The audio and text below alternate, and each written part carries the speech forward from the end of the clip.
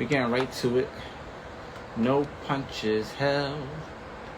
You are talking to the one and only music artist, self-songwriter,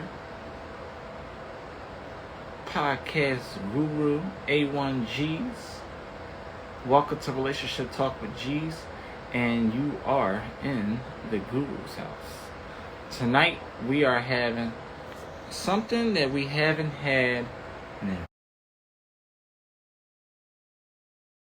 very long time, and we're just gonna call it free smoke. Free smoke. I'm pinning a comment here.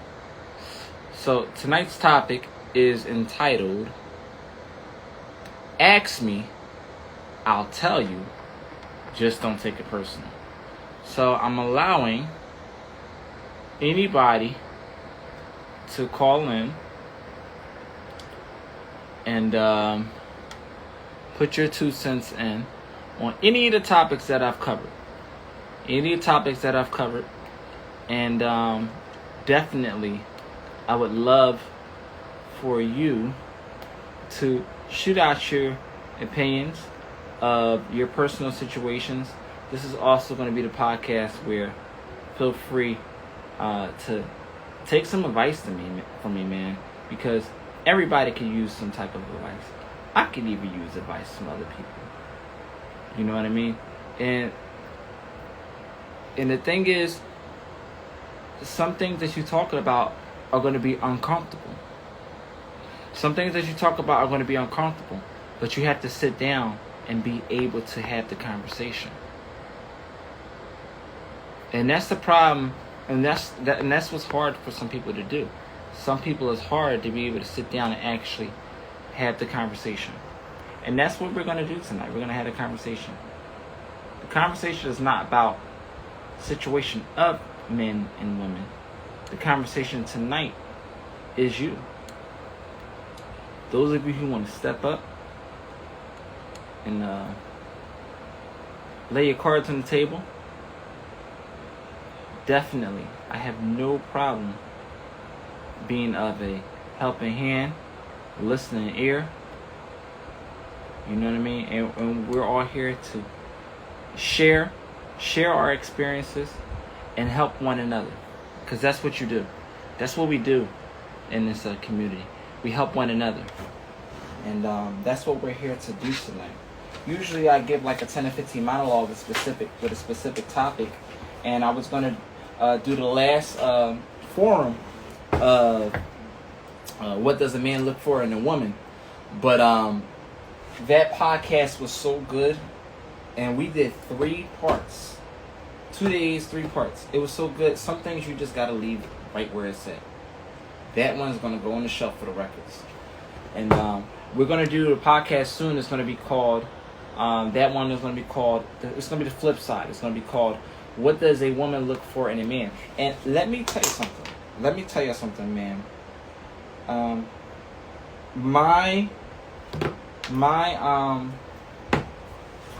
Give me 1 second here. I'm looking for this piece of paper. So the people that I look to, as far as for like influencers and stuff like that, let me tell you something, man. They are some very mentors. They are some very inspirational people. And I just gained me a new mentor today. Okay? I just gained me a new mentor. I watched her podcast for the first time today. And she was mentoring one of somebody that I look to as a mentor. And she goes by the name of Dr. Shauna. Dr. Shauna is very known. She is a relationship coach. She does virtual counseling services. And I got to watch her live for the first time today. And that was big for me, because not only did I get to hear what she did today, it was called the 7. She was basically laying out the 7 rules of what not to look for in a man. And it had a lot of relevance to a lot of the topics that I covered, because, ladies, these are the kind of men that you deal with, that you complain about but you picked them. But you picked them. And I just, the whole time I'm listening, I'm like, yeah, she talk about what kind of men not to deal with, but she's talking about, in essence, the men that you are dealing with, that you're picking, to highlight what I've been saying all along. Relationships are reflective. Relationships are reflective. And you know what? I had the biggest. I got you. Those of you who are putting in the request in, I got you. It's a free form for everybody tonight, man. And I'm telling you, man, she actually gonna be on the show one of these days, and I definitely want to.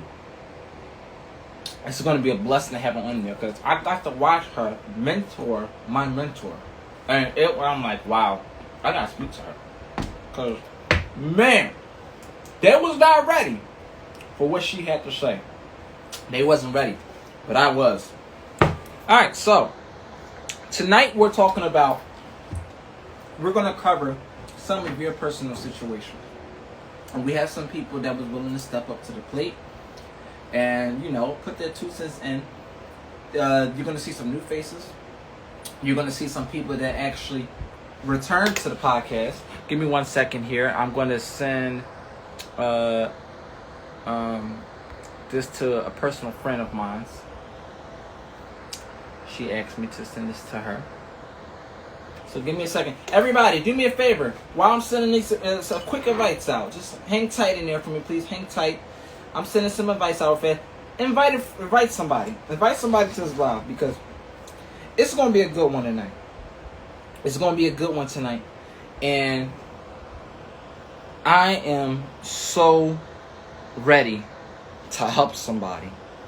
It's been a long time before I decided I was going to do this. And now we're here. Now we are here. I'm sending a couple more invites out. Because the thing is, people run from the truth. And the truth hurts.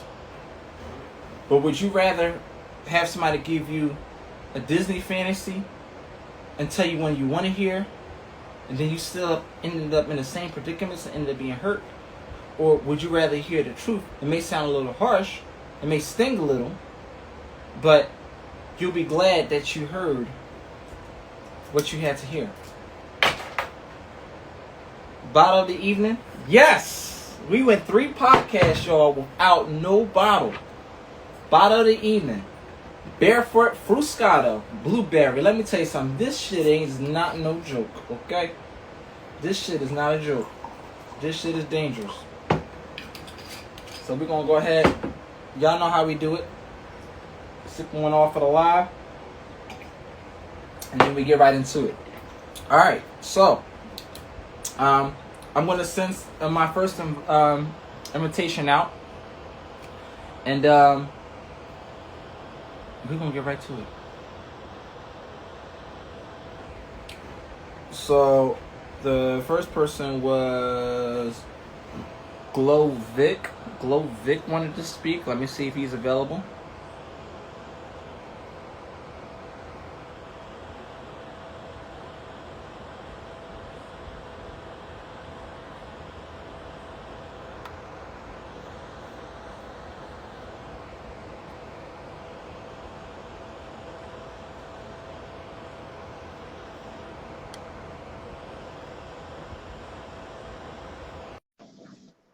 All right, so give me a second here. I'm just trying to see if Glow Vic is joining live.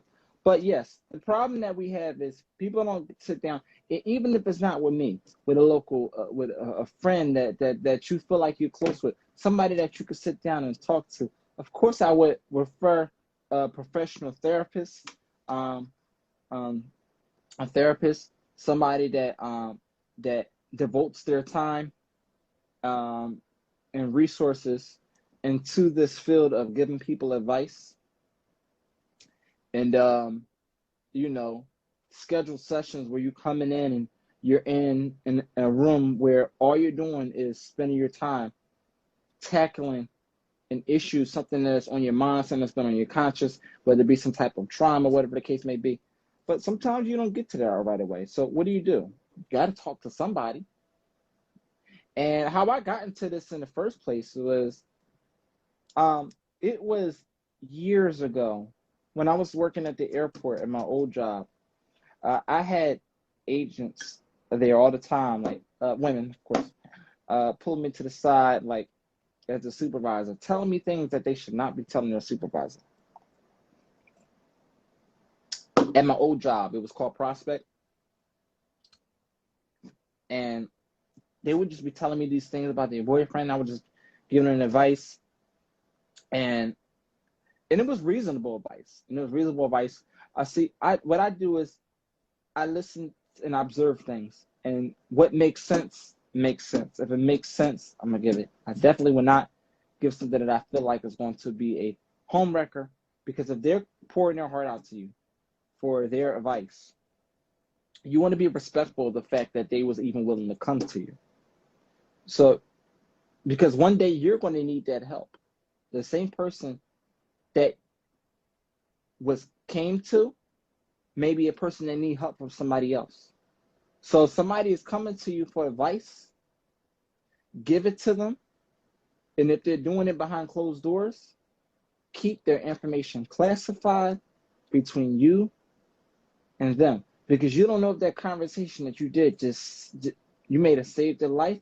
You don't know if they had you don't know if the conversation that you had with this person, that they was able to confide in you by coming to you to have a conversation with something they was uncomfortable about. You don't know if you saved their life. You don't know if they had suicidal thoughts in their mind. You don't know that you could have helped that person. But if you turn around and going to give that to somebody else, to like talking about what you said to somebody else, niggas it back around, that's a bad joint. That's a bad situation. So if somebody comes to you for advice, y'all, please allow them to talk to you. That means that they felt comfortable, they could release something off their chest, because you don't know who you're helping. You know what I mean? It could be a stranger ask you something like that. It could be Lyft ride. I've had plenty of Lyft rides, me driving for Lyft and stuff like that. I've had plenty of people that just, the energy was there, and they just felt like they could just pour out their thoughts to a stranger, because sometimes they couldn't even talk to their friend. They couldn't even talk to their friend. What's going on, Bert?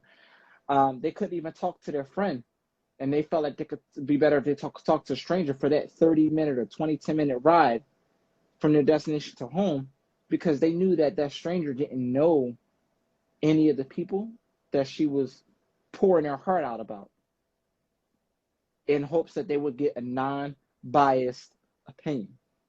And this is what this is about.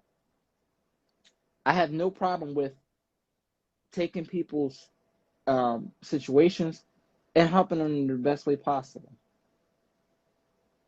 You can't be scared. Closed mouths don't get fed. It's time that we sit down and have the conversation.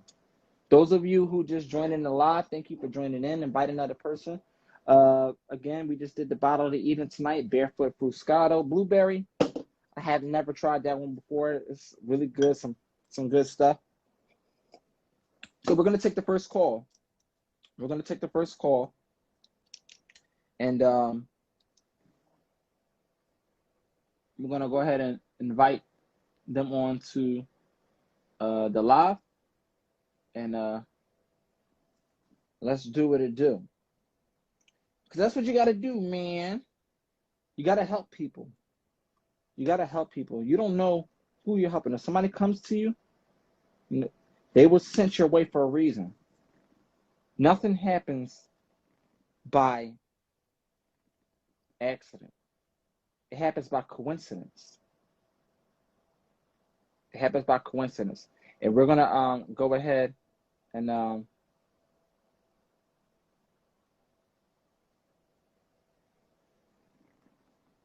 get this show on the road without further ado.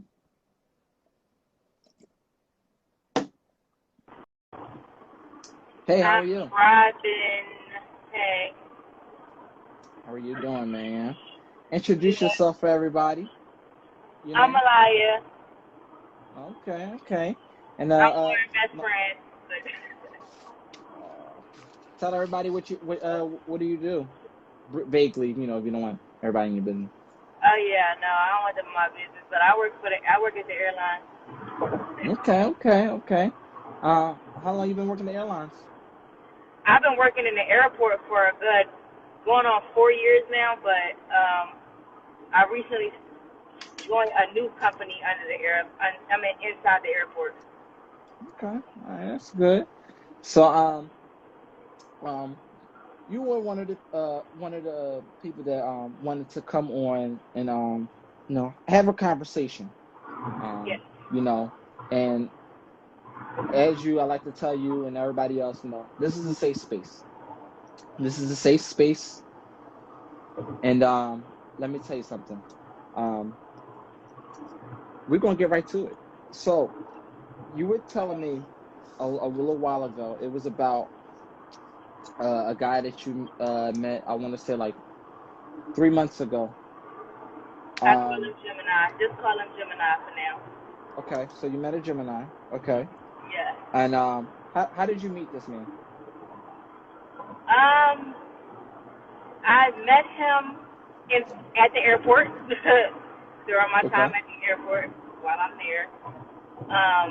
And we just he sought me out. I didn't pursue. I don't do the pursuing. I never pursue anybody. I feel like I'm very traditional in that aspect. I feel like a lot of people have lost their way, and when it comes to who should approach who or anything like that. But yeah. okay, and that's perfectly fine. I wish there was more traditional women out here, because a lot of people agree and some people disagree when I say this. Women control access to sex. Men control access to relationships. Right. And so he came to you, like he came to you. Yeah, he came to me. Okay. And okay. And since then, like when he first met you, like did you like jump like right away, or like did you like No, no. Originally I told him like we are not the same people. I didn't feel like we were gonna be compatible. I didn't feel like we were gonna fit together. Sometimes like when you can meet a person and just know if it's not right. Like you could just know that it's not gonna be like what they expect. And so I let him know, and he was like, "Yeah, no, we are compatible." And I was like, "Okay, I mean, I'll give it a try once." You know what I'm saying? But I'm gonna tell you right now, I don't feel like we compatible. And when we first went on our first date, we did hit it off. Like we vibed, real cool, everything. His out of work vibe is completely different than when he's at work. So I like that. Um, but then it just fell off, and like I said, it turned exactly to what I knew it was going to be. We were not the same person. Like we were not compatible. He's what? not, huh? No, go ahead. He's not consistent. And me, I'm very big on consistency. I'm very big on consistency, comprehension, connection, communication. I'm very big on all of that. You know what I'm saying? He lacks communication and and consistency. That doesn't fit me. That doesn't fit with me. Like we'll see Okay. each other. So Go ahead. uh-huh. Go ahead. You What was so your so question? you so let's backtrace for a second. So okay. Okay. So I used to say this thing all the time to people. So to where in your adolescent years, um, which would be like your teenage years, like in high school, like that's the phase of your life where you start to get a little more freedom from your home and stuff like that. Where like, and I say everybody doesn't go to college, but everybody goes to high school, whether you graduated or whether you dropped out. Right. And those are the phases of your years where you get to where you are around a bunch of people, and those when you're supposed to start exercising your communication skills. Okay, so as an adult, um, you have some adults that are antisocial, and you were antisocial. Why? Because that's how you were in high school. But why were you antisocial in high school? Was it because you were that same way, like antisocial around your brothers and sisters? Did you have to fight for attention? Did your mom, your dad, or however your parent guardian setup was? Did they lack giving you that love and affection that you either couldn't give that to anybody else, and when you was in high school, and that carries out to your adulthood. Now, Right. luckily, fortunate for you, you're in an environment where you're around people all day, the airlines. Yeah. Okay, Yeah. and so where you get to meet, and if you were anybody like me, like it's like you lived in the airport. Okay, you lived in the Yeah. airport, and you had no choice but to be around these people all day. So like your friendships were like your coworkers, like your all your Mhm. relationships. So and that's how it was for kind of was for me. So all right, cool. You met this guy, and how long were you um how long from the time that he met you did you consider to start dating? Not a relationship, but start like dating. Where you was like, okay, Um, let's give this a try. I would say probably after we vibed out, and yeah, that's when I would have considered us dating or whatever. How Part of you went it cut off, but how long exactly? Can you give me a time frame? How long before you started like going through the dating phase? 1 month, 2 months, 2 weeks? Because Hold on a second. when we started Check flirting, your hello, can you hear me? yeah, check your Wi-Fi. Is your Wi-Fi on? Check No, your my Wi-Fi. I'm in the car. All right, cool. All right, all right. No, you good. So give me a time frame. Like how long from the time y'all first met? Like, did you say, okay, let's give this a try? Like, all right, I'm gonna give you a try. Um, when we finally went on our date, that's when I was like, after the date, I was like, okay, I think we could go ahead and start dating or whatever. Right, going out like vetting sessions, like getting to meet each other, get to know a little bit about each other Right. outside of the profession, outside of the job. That Um, that took a couple weeks. but Our first date was like a couple weeks after he after finally. y'all met, Yeah, after we already knew each other, but from okay, the moment he finally asked me out, or you know what I'm saying, like let me know like I'm interested in you. It took a couple weeks after that, because like I said, I wasn't sure. I was like, I don't think I see how you are at the job. I don't think I want to see how you are outside of work. Like I don't care to see. I don't care to see how you let your hair down outside of work. That's the type of time I was on when he first approached me and said he was interested. You get what I'm saying? okay, and all right. So how long have y'all been dating now? Um, been a few months now. Been Okay, so we'll say like 3 months. yeah, about 3 months. And out of those 3 months, how many sessions did y'all have a date? Let's lay out the parameters of what a date is considered. Y'all could be chilling in each other's car. Y'all met at each other's house, place, or park, restaurant. Y'all just met up with each other, had sessions where y'all got to know each other on a more personal level. How many times did y'all meet in those 3 months?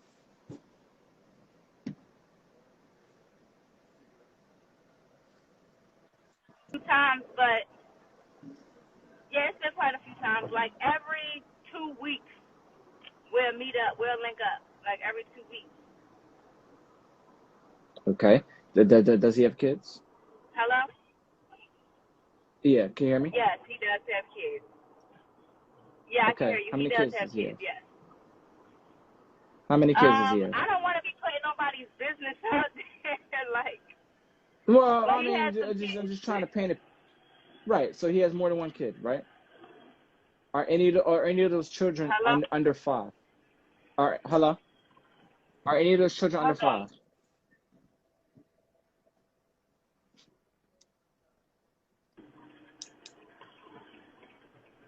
Can you hear me? Hold on. Give me 1 second. Okay. All right. So let me highlight where that was going, okay? So she met a guy at her job. She's been with him for 3 months. And she's having issues determining whether they are compatible of being in a relationship. So what she really wanted to do was she wanted to highlight the issues that she's having and the confusions that she's having as to should she move forward or not. So I'm guessing, she was actively driving at the time, but we're going to get back to that because I want to touch base on that. Give me a second here.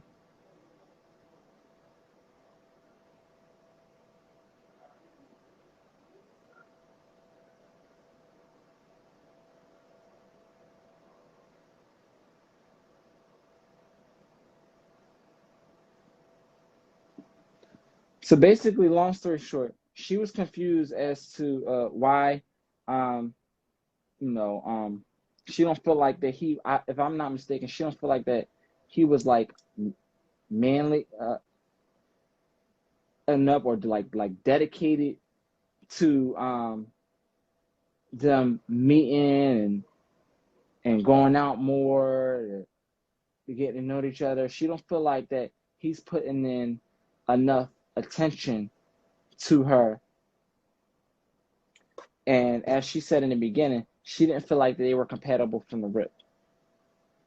She didn't feel like they were compatible from the rip, and she didn't want to. Hold on 1 second. But it's been 3 months and they're still dating.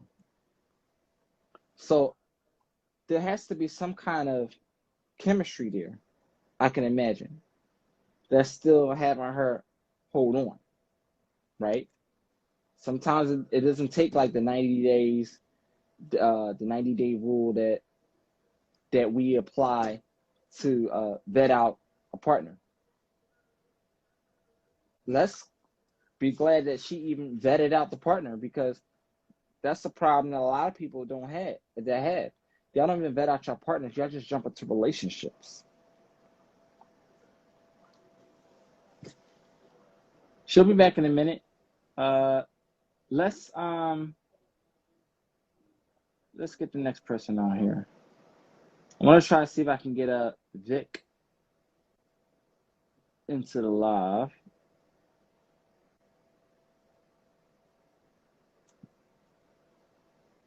And it's okay to see all the red flags and stuff like that because that's all part of the vetting process. You got to get to know people. It don't matter where you meet them necessarily. There's no rule in the playbook that says don't meet a person on your job. I'm one of them that did that a couple times. Even one of them I was in a living relationship with. Did it work out? I mean, it lasted a year. It didn't last forever. But I can tell you this. We've highlighted that relationship multiple times on my previous podcast to troubleshoot what went wrong. And what we learned is that everything boils down to the most simple concept, your communication. If something goes wrong, you have to figure out where the communication went wrong from the beginning, and you got to sit down and communicate then, like right then and there. Everything goes back down to the table to communicate with each other. So, because if you don't, all you're doing is you're just allowing the same issues to proceed and you're just not getting anywhere. You know what I mean?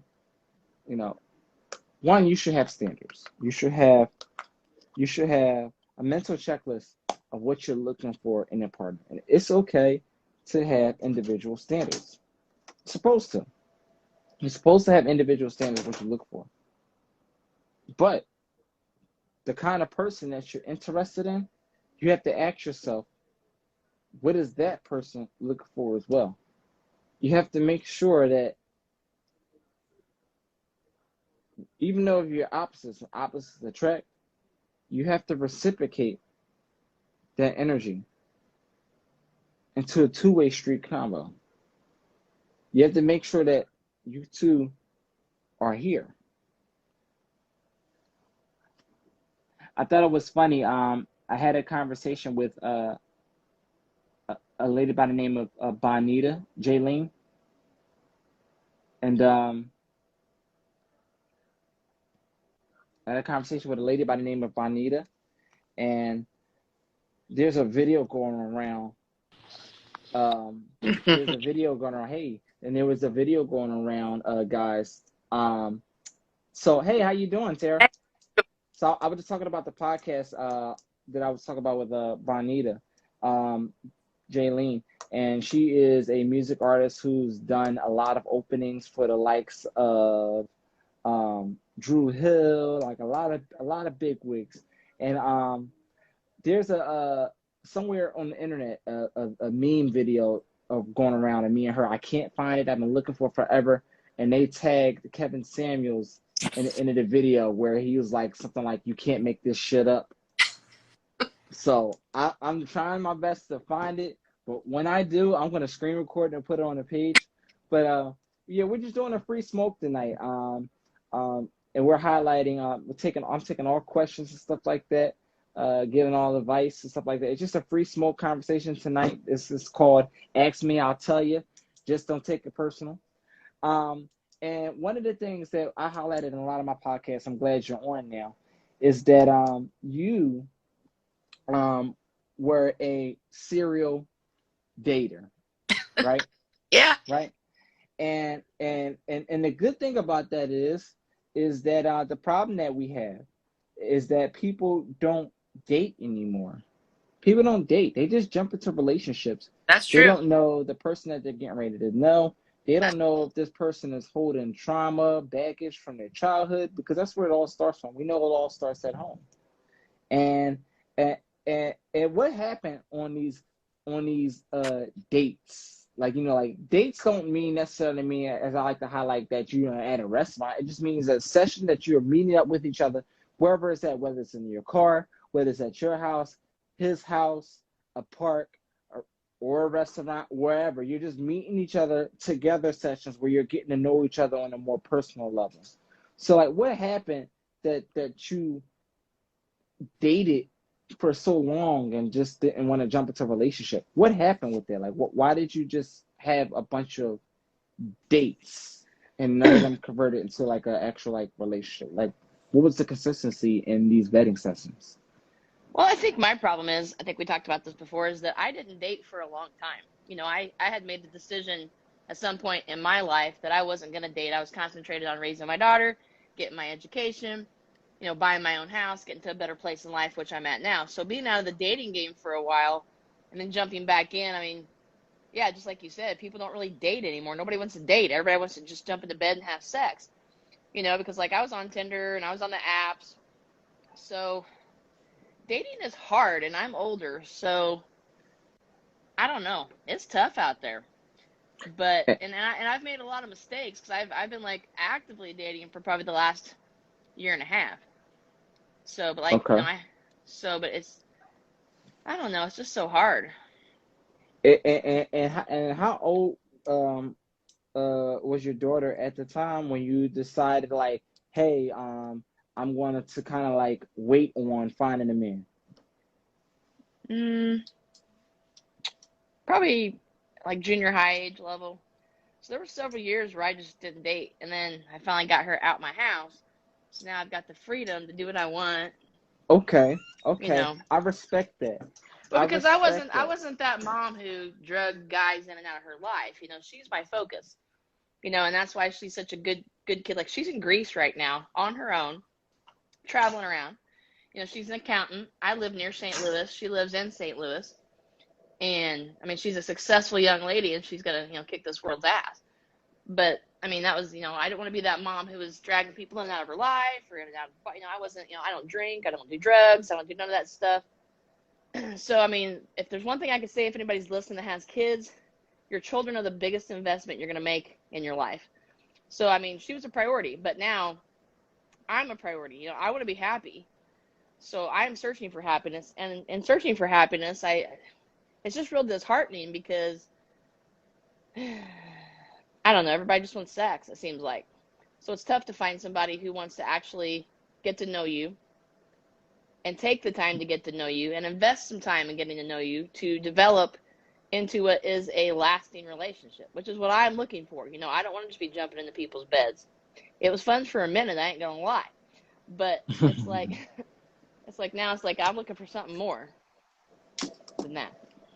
Yeah, and the marketplace has vastly changed.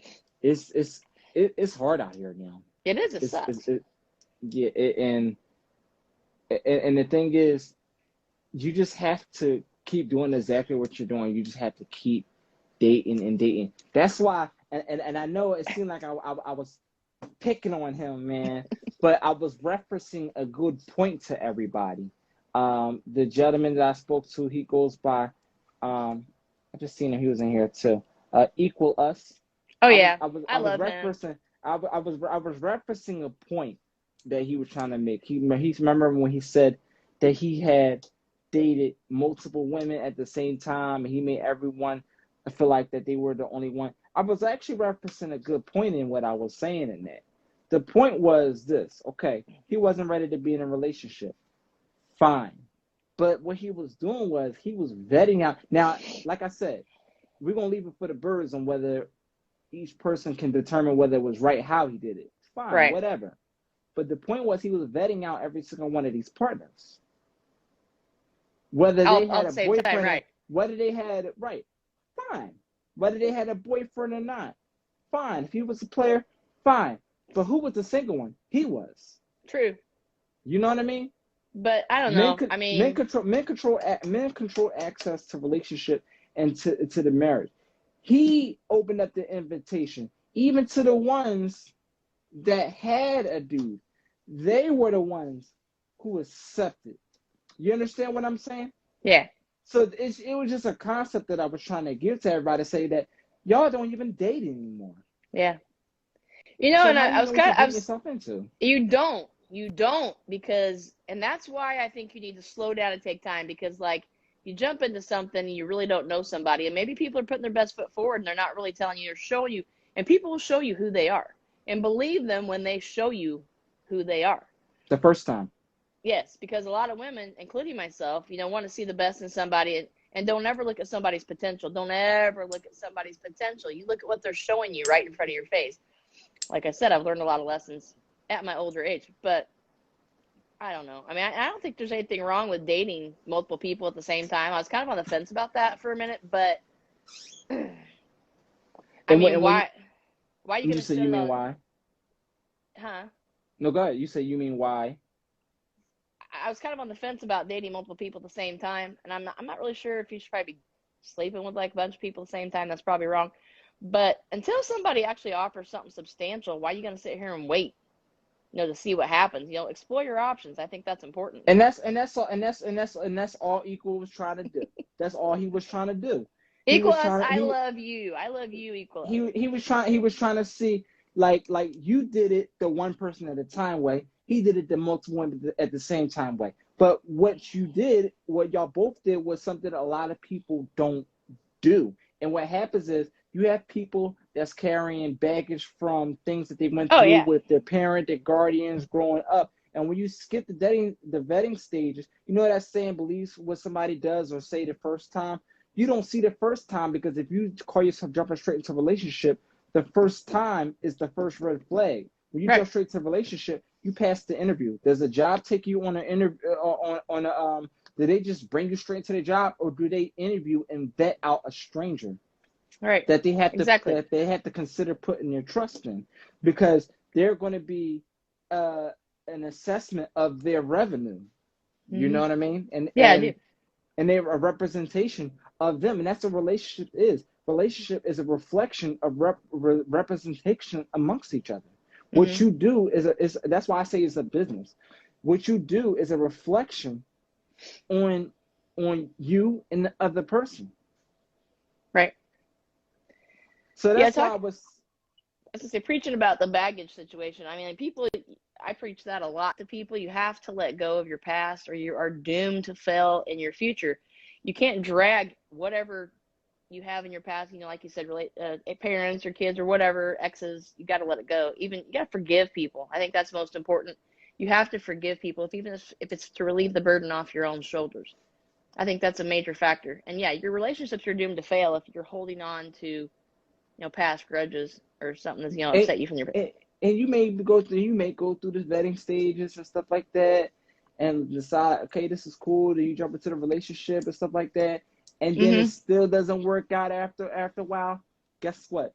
And at least you went through the phases. So now when you decide that when you can go to the next person, Hmm. okay, um, you know Hey, that Ron. you know that in your mind that you gave it all that you could with Hmm. that one person, the right way, by going through the right steps to Right. try to, see if that's the person for you, and Right. vice I don't. versa, because it's a two-way street. Right. I don't know if you know Ron. Ron just joined. Ron also has a relationship show. He is from New Mexico. He is amazing. You guys should totally connect. I'm gonna check them out. Let me write it down. Okay. Ron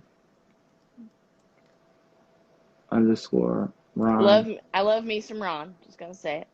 Definitely. I'm gonna definitely check his page out. I definitely support other content creators, Yeah. and I feel like, as I am still growing podcasts, I've made so much progress, but I still got a long way to go. Me too.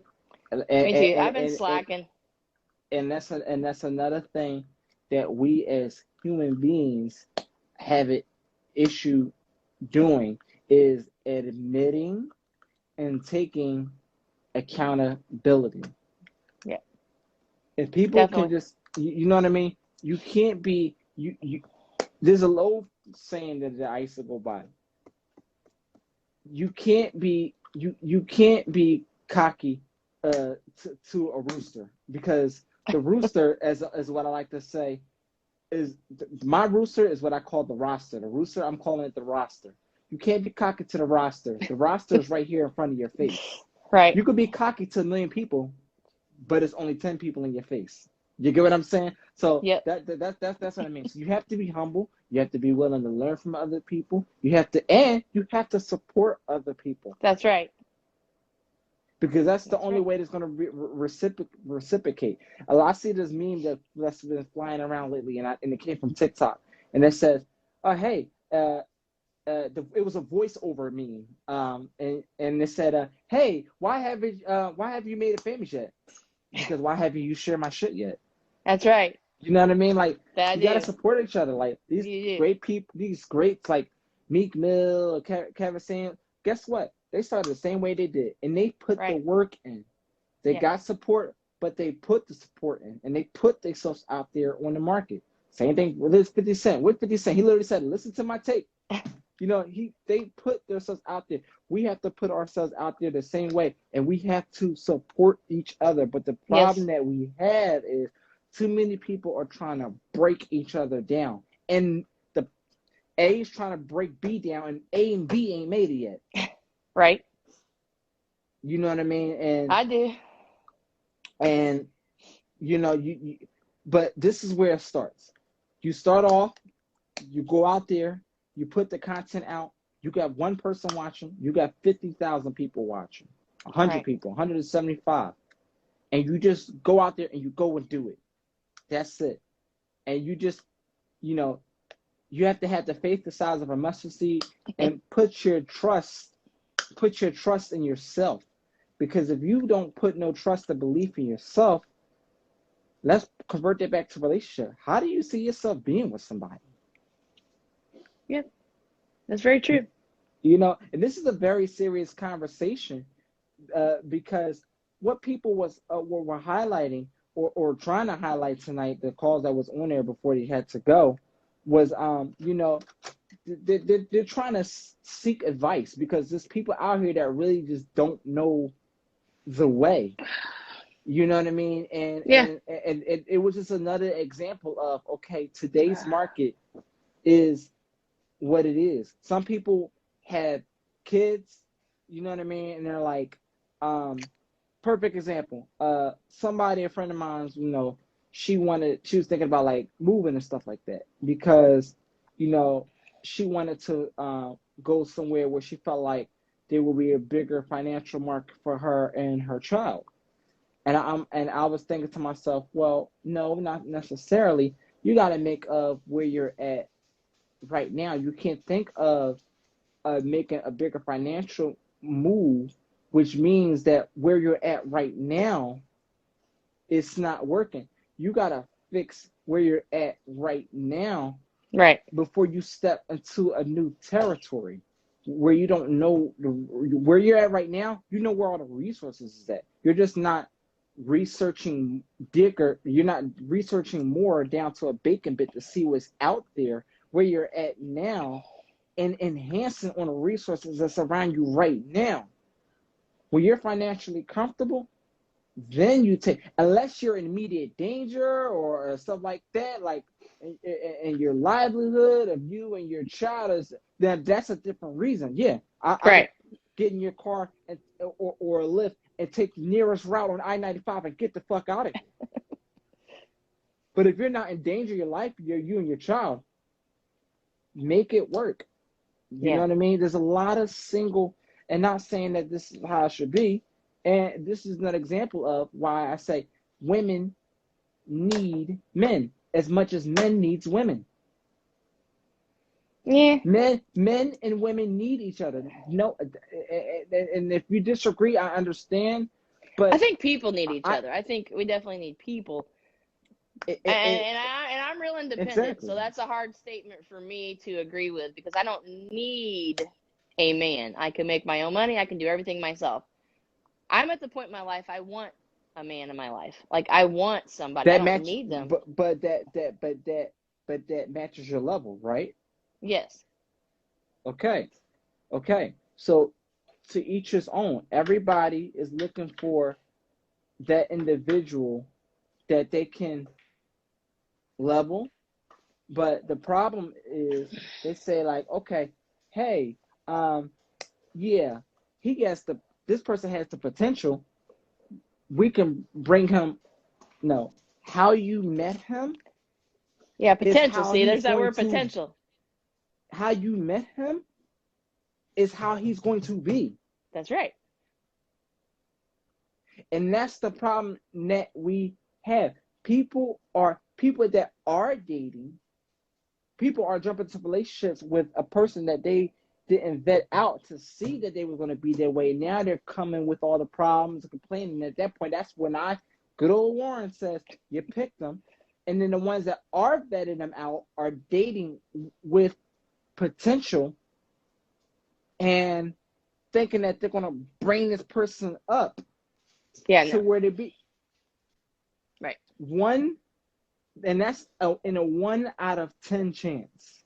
Yeah. Well, you can't look at somebody for their potential. And I tell it to people all the time because, I mean, this might be as good as they get. So, I mean, you need to look at somebody for exactly what they're showing you, exactly who they are right now in this moment And in time. love them the way and That's right. love them how they are, because the thing is this: you can make more money than a man. And I probably never said this before, but you can make, and say I might like this.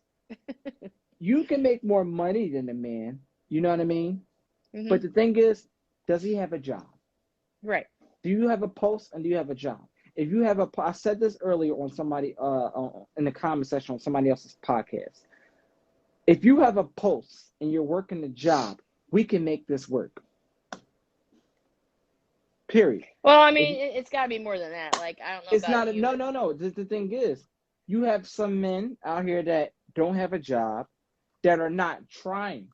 If right. you have a post and you're actively working a job, you can make it work.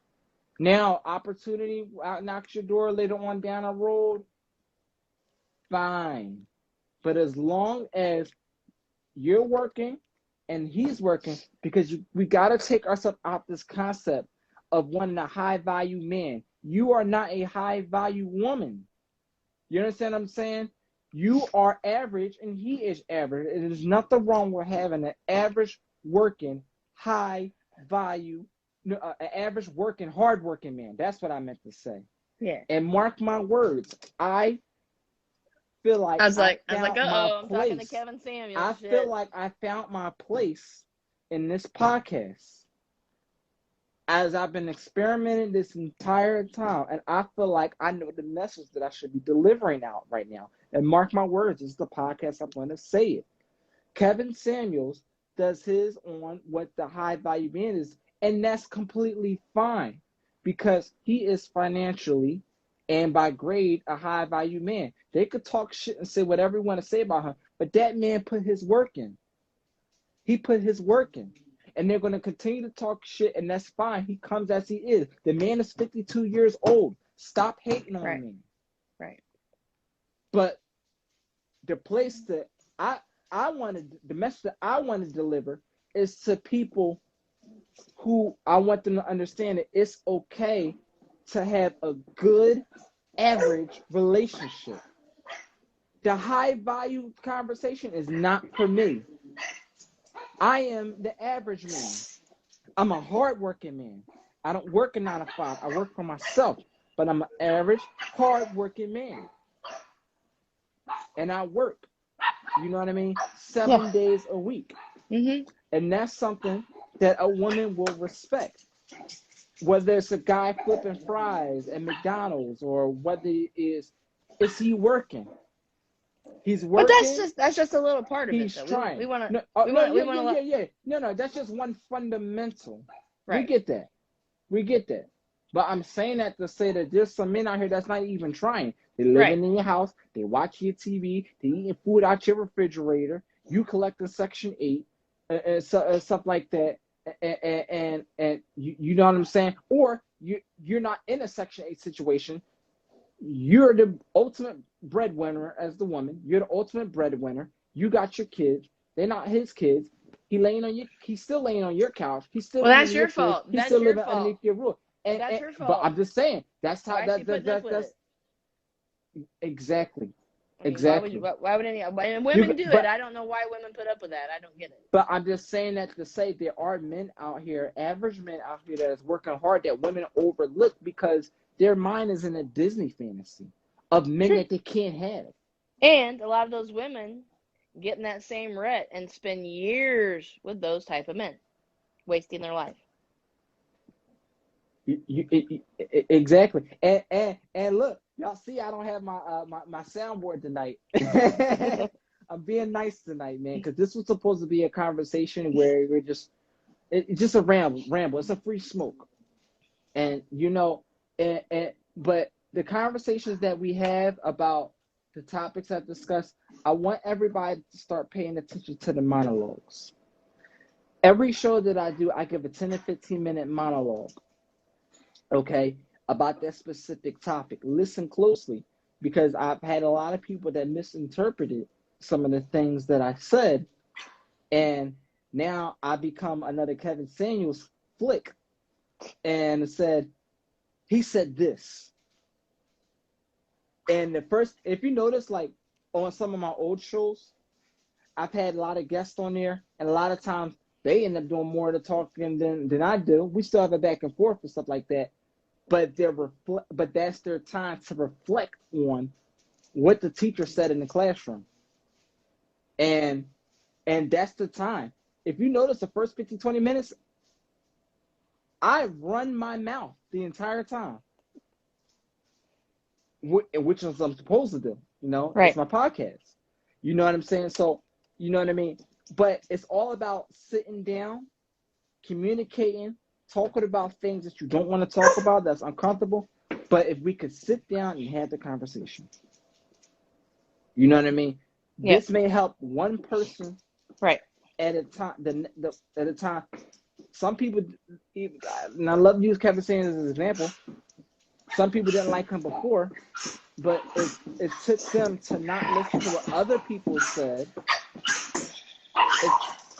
to actually go in there and look at it themselves. Now, if they went in his content and looked at a few of his podcasts and then they said they didn't like it, still, fine. You went and for yourself. You get what I'm saying? And Right. some even took a step further and actually had the conversation with the man. He said, leave the soundboard out.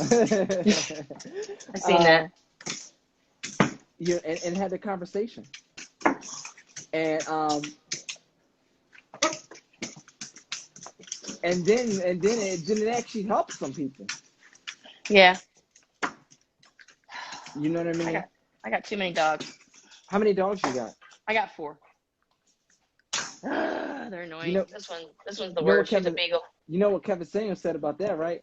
What? No. He had a soundboard for that one. He said women use a lot of dogs for a feel of protection when there's absence of a man. No. Well, 2 of these dogs are my daughter's, and she hasn't taken them with her, so I've got them. Uh-oh. But like, I've had my dogs forever. Like, well, my 2 dogs, one of them's 15. What kind of dog is it? It's a beagle. Let me see. It's a beagle. I hate this sideways thing too, I gotta say. So, so this is Luna. She's a beagle. She's a pain in the ass. And then there's Daisy, Willow, and then back there's Molly. So there's 1 pug, 2 pug, poodle, beagle. My God, how do you keep up? I got a doggy door. Shit. They take care of themselves. If I leave town, I have a girlfriend that comes over and feeds them and waters them. So they really aren't that much, but I mean, I'm not getting any more dogs. Done. Hell, I'd have been done after the first one. These dogs die off. Call him up for adoption. I'm good. Yeah. No more dogs. But they're mine, and I'm responsible, so I'll keep them until they die. Yes. No, some people use their animals for love and devotion. Have them, you know what I mean? Yes, dogs. Yes, for the most part, everybody uses their dogs for protection, even when they have a man. These dogs ain't protecting me from nothing. They will lick anybody that comes in this house. They ain't protecting nothing.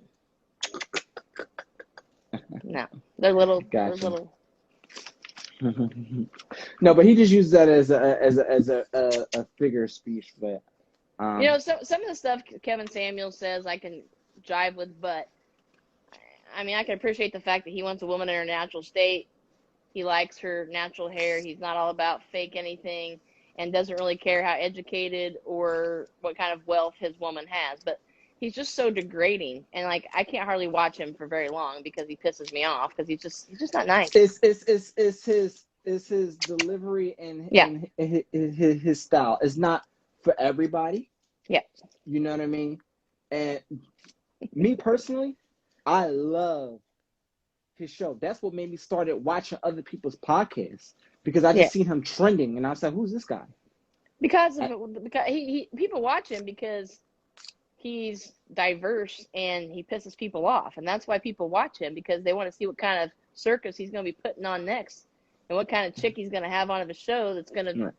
But I dug deep into his content, deep. Like I used to faithfully watch him before I started getting really busy. I used to watch him faithfully every Monday, Wednesday, and Friday on YouTube. Subscribe, Patreon, and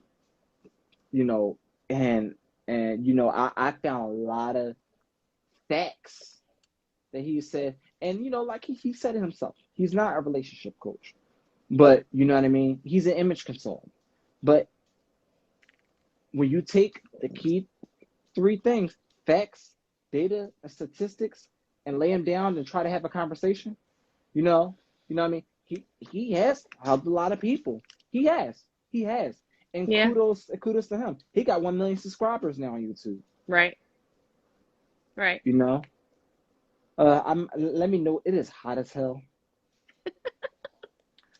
And I'm in Illinois. I was supposed to be in Philadelphia today. My friend's actually doing a video shoot, and I wasn't able to make it. I'm so mad. I was in Philly last week.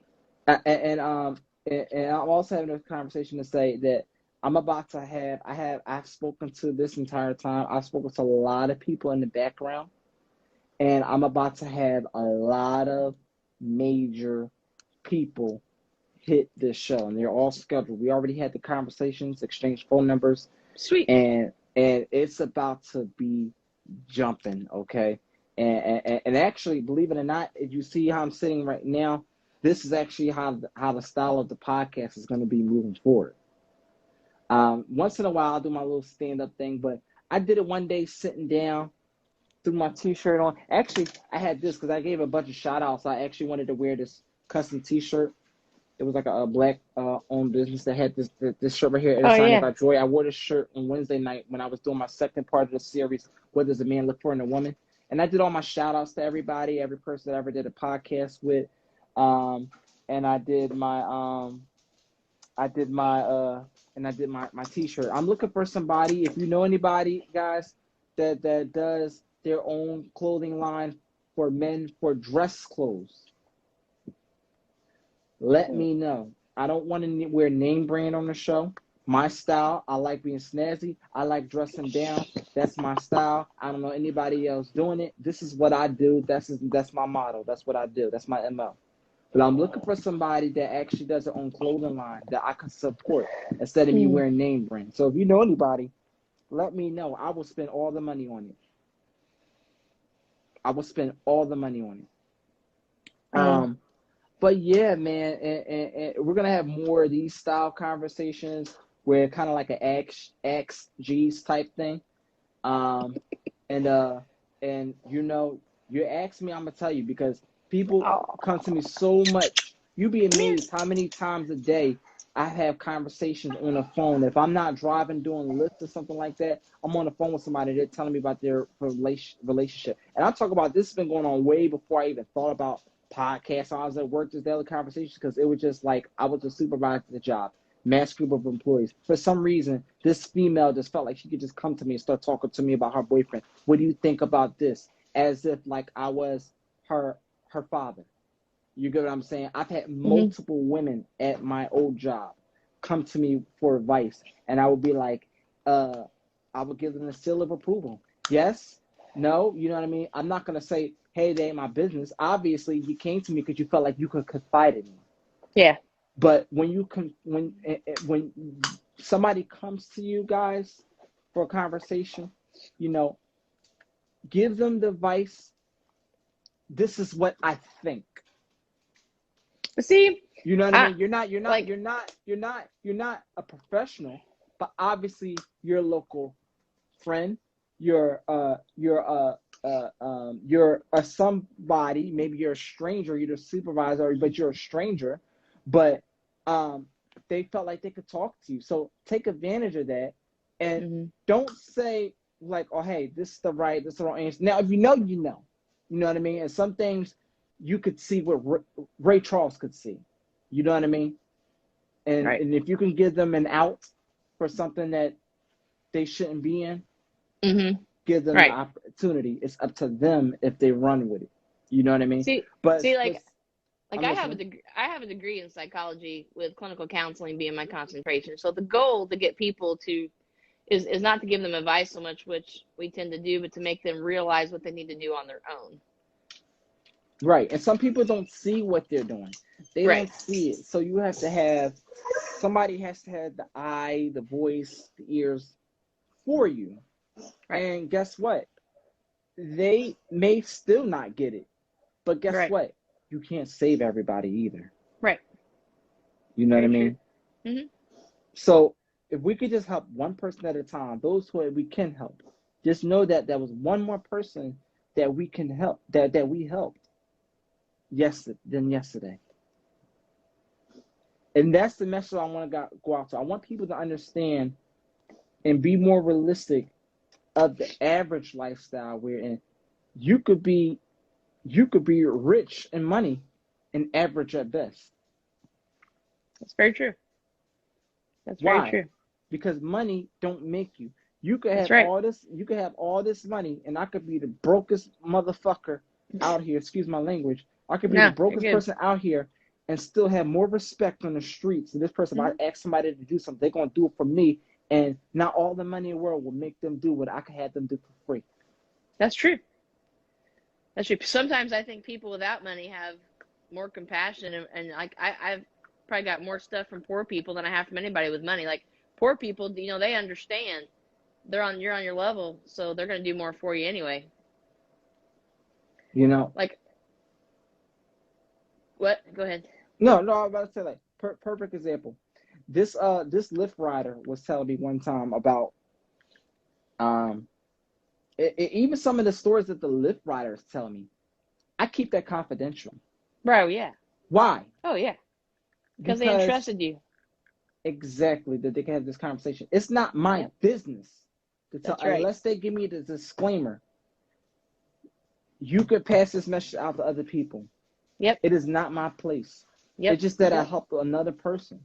And the thing is, you don't know. One day when I get big and stuff like that and crazy and stuff like that and be the next me, Right. they could be watching. Right. That's right. That's true.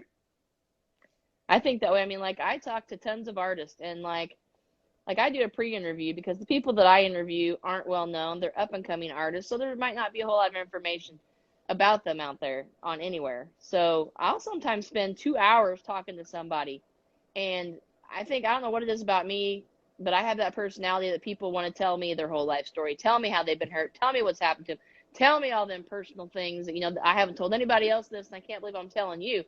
And for me, that's a privilege. And so, yeah, just like you're saying, I would never share anything somebody told me in confidence. Because like you said, it's not my business, it's not my place. You entrusted me with this information, and you know, I'm privileged to have known it. But you know, and I, yeah, like you, I agree. I And keep it to myself. It's important. and this even more credible. It's even more credible when they come on to the podcast, when they come onto a podcast Yeah. and have Right. the confidence to have that conversation with you in Right. public. This is going to be on social media, Right. on the internet forever, because it ain't coming Right. down. Right. You know, and sometimes I think, you know, this person might be famous someday. Maybe I'm their very first interview. And a lot of times these artists that I talk to, I am their first interview that they've ever had. But Yeah, so yeah. I got to have a conversation today with I never even knew this person, and I sent them a DM and they responded right back. There's a lot of big content creators that I watch, and I look at them like mentors. I'm like, okay, these are people I learn from, and I got to see them being mentored by a mentor. I'm like, who is that motherfucker? Right. I gotta get in touch with them, and I'm gonna have both of them, one day on the podcast. And actually, one of them I was on there today. I'm gonna keep their name in the archives. But it was the first person I actually bought a badge for today. I was happy for that. How does a badge thing work, by the way? I have no idea. I have absolutely no clue. You see, I put the thing up right there. Whoever put that up there bought a badge. I appreciate that. So I actually put up a badge, guys, for I actually did pick up one today where I'm just experimenting. It's for music for autism. It was a company that does that. So actually, if anybody's wants to throw some money in there, all that money goes straight to it. Actually, you can see what the fundraiser is for.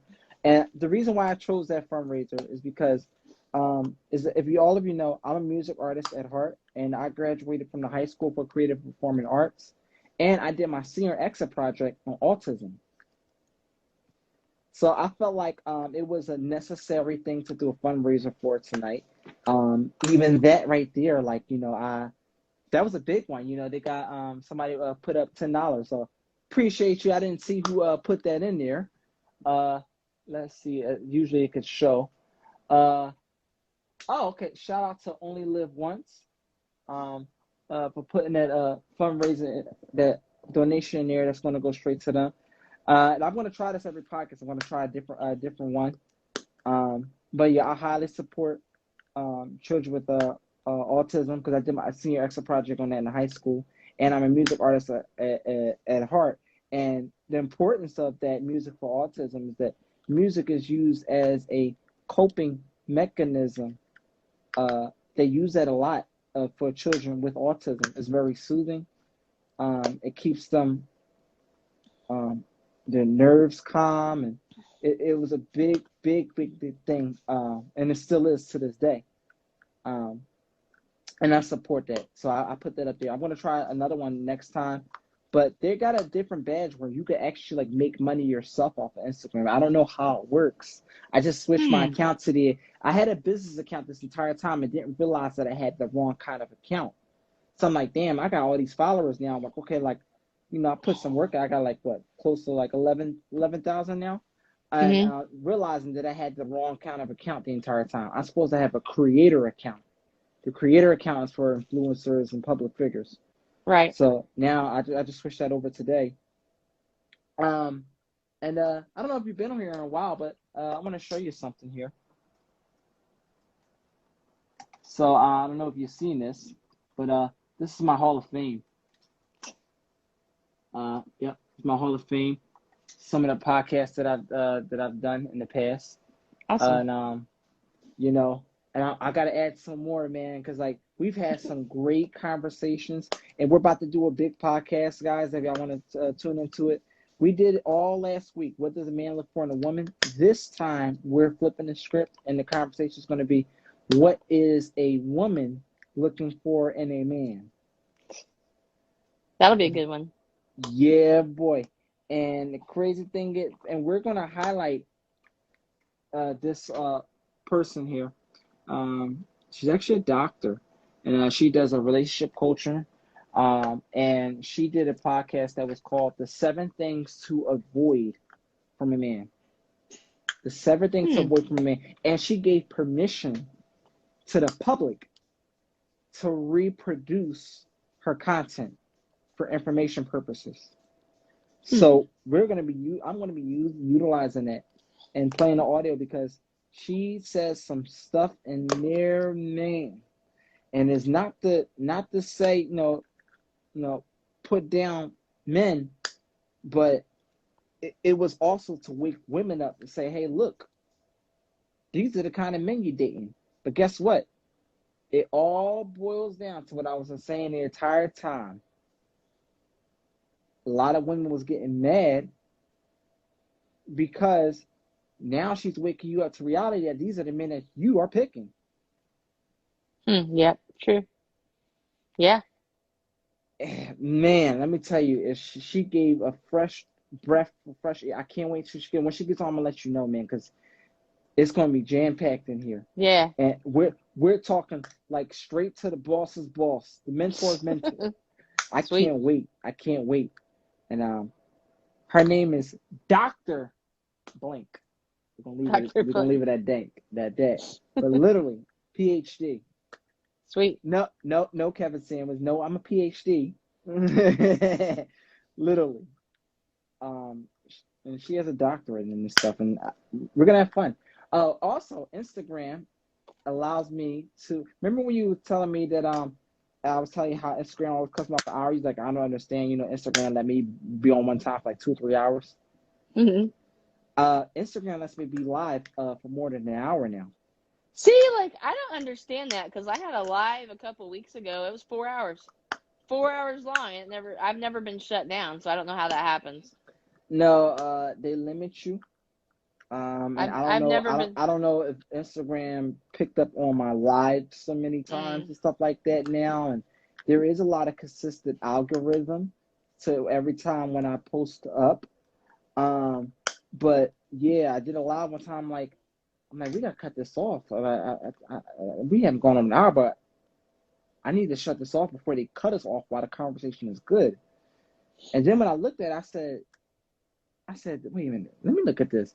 It was 68 minutes. And I said, wow, ain't this some shit? For example, we have been on live for I went on live tonight around like 8:15. We have yeah. been live for almost an hour and a half. Yeah, Instagram lets me go.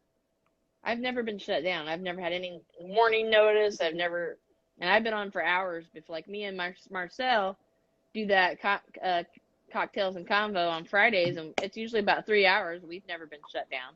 But when you first started, it was only an hour, right? No, it's 3 hours from the first time out of the shoot. Really? Mm-hmm.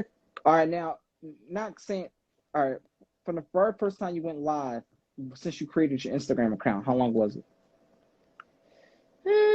Anywhere from a half hour to an hour-ish. It just all depends. Right. But And then they cut you off, right? no, it's never cut me off. Wow. I don't know. That's why Maybe you had the grandfather account. I don't know. Your grandfather. You know how they say like you had those good old cell phone plans and stuff like that. Right. And it's the grandfather plan where you don't want to get rid of it because once you lose it forever. Right. You probably had the grandfather I account. don't know. I've never had that problem because I know a lot of people like have to get off because they're getting a 1 minute warning. I'm like, I've never had that happen. But I am pretty consistent. Yeah. I am very consistent every Wednesday, every Sunday. I cut off the Saturday shows because I'm like, I want to put as much. I don't care about going live every day or stuff like that. Right now, I care about is quality. Exactly. I've been thinking the same thing too. Because like my producer pushes me to try to make it long, but you know what? Like I don't have a whole lot of people watching. Like we got 2 people on here right now, for instance. So nobody wants to watch and talk for no-name artists for like an hour. I mean, it's interesting, and I dig deeper than just the music. So I really am inquisitive and want to learn more about these artists that I interview, just to find out about them and see what they are outside of their music. But nobody's going to watch these lives for an hour or 2 hours or 3 hours, and I save them. I've been thinking about either deleting them or archiving them so they're not all on my page. Crazy thing is, when I shut this off, when I wake up in the morning, it's going to have at least 20,000 views. Okay. So every time, I don't know, go on to the last podcast.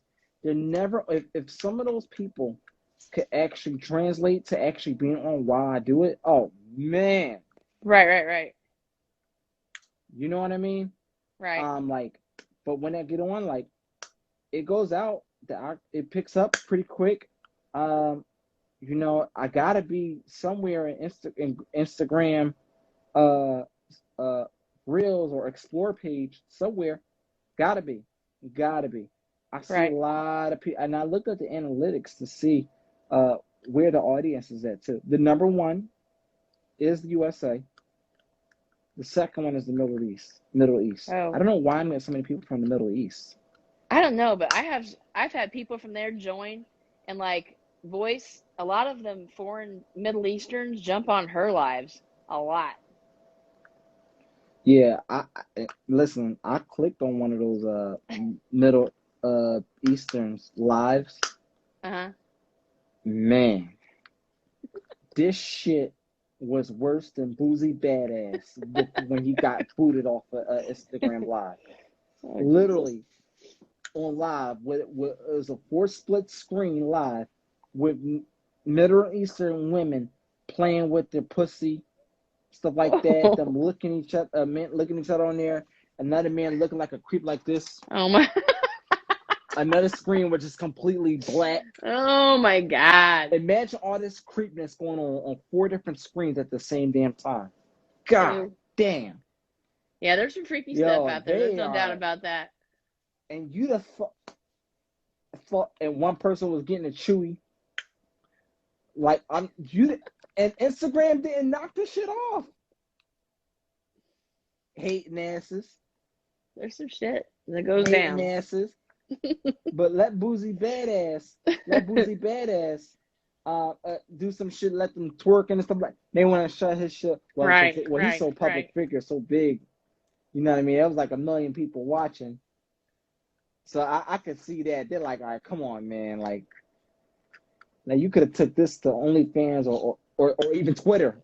Really? Oh God, Twitter. You know, I didn't realize the shit that was on Twitter. I never really used Twitter till lately, and I'm like, I was looking at one of my friends and seeing what he was following. Like, there's porn on Twitter? I'm like, oh my God. Twitter is the new MySpace. Yeah. Remember MySpace? Oh yeah. where like Oh Tom, yeah. like you had no choice but to be Tom's friend. What? Tom, the old owner of MySpace, you had no choice but to be his friend. You couldn't delete him, Oh, right. the owner of MySpace. So I think it's more of like a music outlet now, kind of like a SoundCloud type thing. There's everything on there. But My now friends are. Twitter has taken over with the porn stuff and Oh my God, I didn't realize. I was looking around one day. My trainer is actually on Twitter, and he posts some stuff, and I always like it and comment. But like, there's porn on Twitter. Oh my God, I just didn't yeah, realize. I guess it's probably everywhere. You know. yeah, boy. But what you about to get into? I'm just cleaning the house today. I'm tired. I look like a skank bag. You always catch me when I'm like looking all ratchet at home. Just got my hair up in a clippy. That's Need a fine. I bath. don't need people done up. I just want to have a conversation. You know what I mean? Right. People putting all beating their face, all the makeup stuff like that. Let me beat my face, stuff like that. Here's Oh, and here's the best guy I got. This is my boyfriend right here. There's my life size nutcracker. He just stays in the house all year. protects you. Yeah. I needed my soundboard for that one. But what I'm about to say. So, Boozy Badass said this, and he said, "Mark my words." He said, "Natural is coming back. Natural women are coming back. And men are tired of seeing all these butt jobs. Dr. Yeah. Miami. Wait, Oh yeah. they said something funny on the internet. It's crazy how you get a $10,000 butt job and then you're flying back to North Philly." Yeah, I'm real. I mean, I color my hair. That's about it. I don't do anything. I don't get fake nails. I don't wear a lot of makeup. It's fine you wearing makeup and stuff like that. Even if you're wearing wigs, weave, it's fine. But men want to see women that mix it up. They don't want to always see you in like wigs, weave, stuff like that. You know, men have no problem loving you as you are. It's not like you're taking off a mask face. Right. You know what I mean? I And actually just got I've seen stories like that before too. When a right, man right, sued the wife or right. she married him and took off the face and she wasn't who she was. That happened in that happens a lot in Indian culture. Oh, I bet. Yeah, I was actually seeing a guy last night. We went on a date Thursday, and then last night we hung out. I'm like, I'm not looking all cute and everything, so don't expect me. He's like, you think we care about that? You think guys really care if you have your makeup on or your hair done? We don't care about that. No, you don't have to be that to look cute. I was like, all And, right. and let's talk about that. Why do men not care about that? Why did he reference that point? Why? What is it about men that what's one key thing about men when we say that? Men are what? What do you mean? What do you mean, men or what? Men are simple. Yeah. And we appreciate the most simple things in life because in the nature of men, in the nature, we're not saying all men, but when we say it in nature, we're talking about what the standard should be for the vast majority of men. And in nature, men are the builders and stuff like that, and we as men, like the for let's take it back to the day. Let's take it back all the way back to where like women were at home, men were the workers, right? I'm talking back to the Yeah, cult this is a days. ways. This is a long time ago. I talk about the cult days where men would hunt for the deer or the bear, kill them, bring back home the meat. They would go out there and put themselves at risk. And make sure they bring home whatever it is, to make sure that they provided for the family and that they protected them.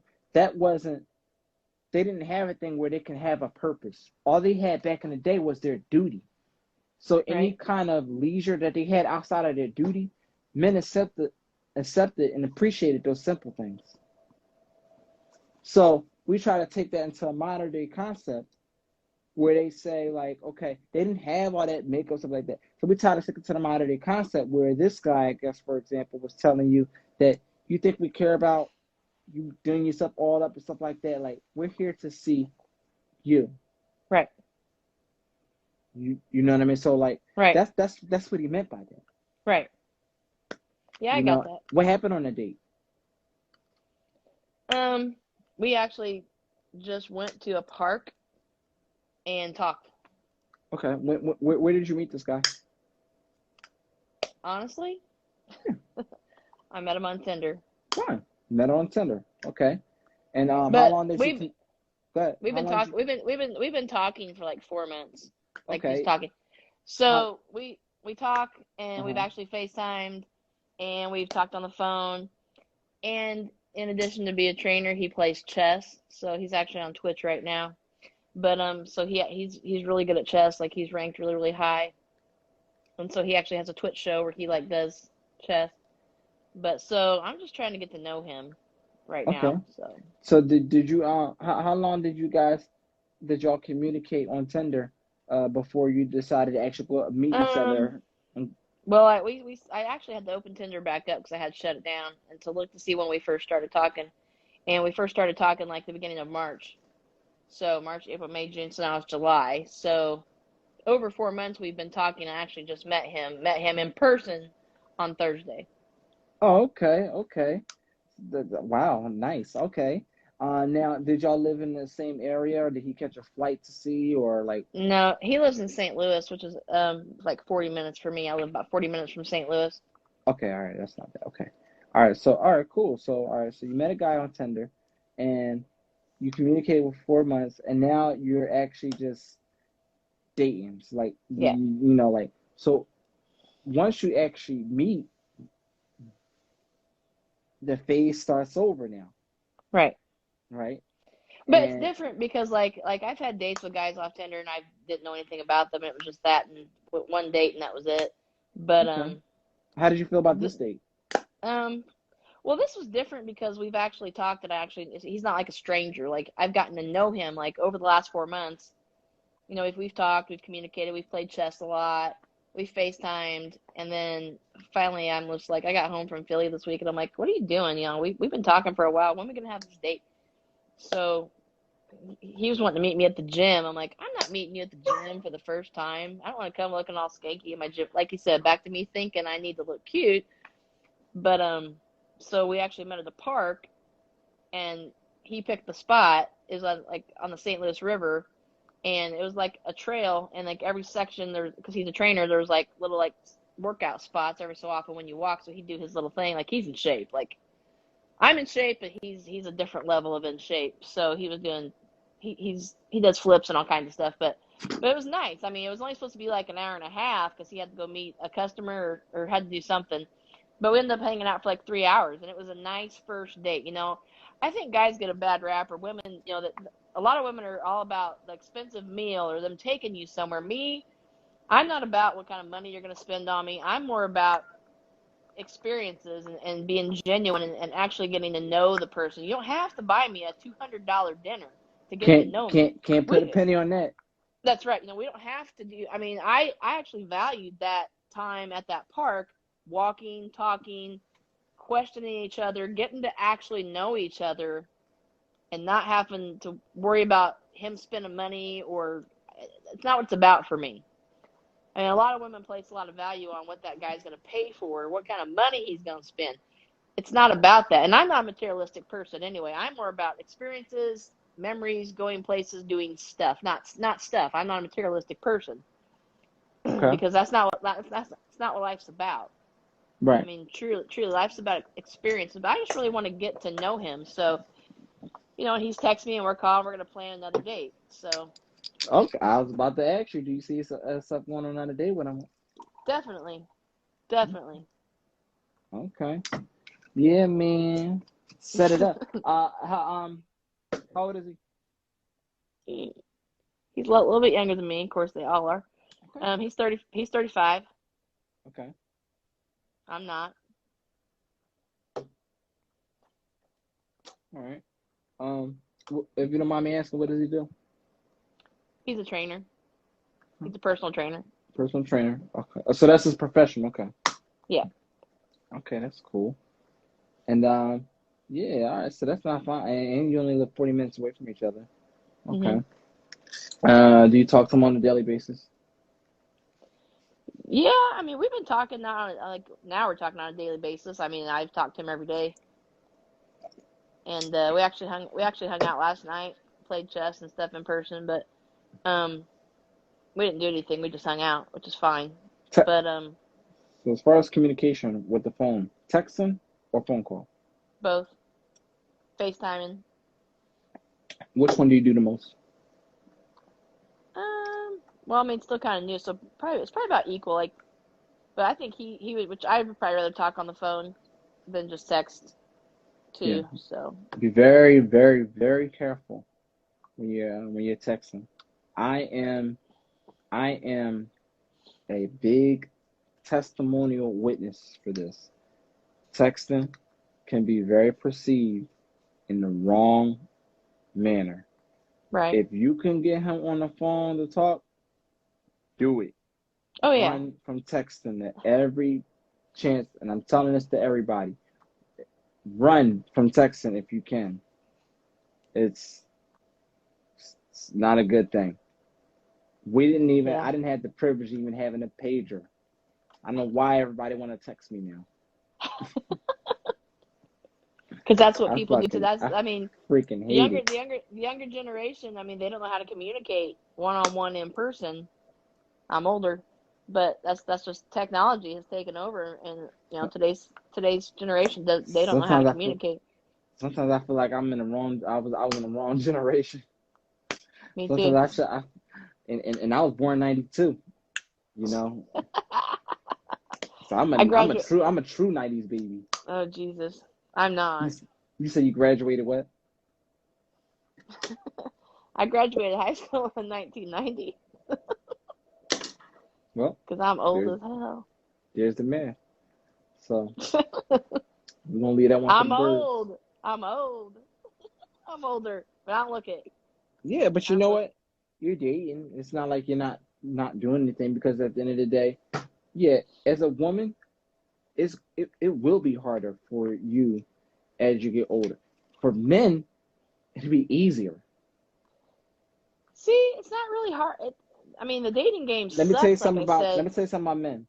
Men is I don't want to say it's fucked up, but it's just a fact.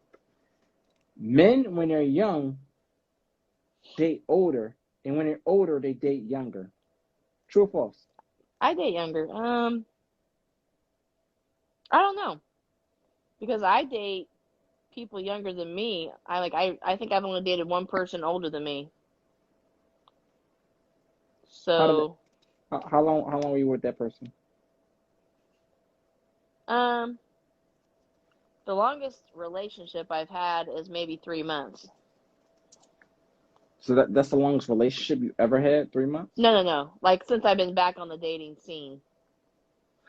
I was, Oh, okay. So but what's the longest relationship you ever had? 7 years probably. Okay. I'd say I was married for 6. Okay. I was about to ask you, did that proceed in marriage? Um, and so it was 7 years before you divorced or whatever? We were married for 6 years and got divorced. That's my daughter's father. Okay. In my high school relationship, I think I was like 14 and dated a guy like all the way through high school for like 7 years. So I had like 3 serious relationships, like 4 years, 2 years, a year, So you were and just like fortunate enough to have a high school sweetheart back when yeah, you were supposed to exercise your communication skills. I had somebody on my podcast one time. Her name, uh, yeah, was Deja B, and she met her husband, her now husband, and 2 children later. Um, she met her high school sweetheart in high school. She met her sweetheart in Hmm. high school. So, and they're still together, to this day. And they're kicking, If you can kicking. do that, that's great. hmm But I Now, mean, everybody's not fortunate they to aren't. have it that way. But they were another perfect example of a story that Heather was telling me from iHeartRadio was telling me, her partner were natural communicators, and this is what this situation was. They were natural communicators. Yeah. They had a natural friendship, and the way they met was two completely different ways. These two they met in high school, ninth grade. They Right. was all in the same. Me and her graduated from the same high school. She was a vocal major, and we never crossed paths because she came way after I graduated. But they met. They was all in the same circle, group of friends and stuff like that. It was a mutual respect from her friends to his friends. Like they just had it like that, And some people it's fortunate, but everybody don't. And for the ones that who don't, you have to eh. Somebody say you look absolutely beautiful, and That's Zante. right, He's from and and he's from and Chicago.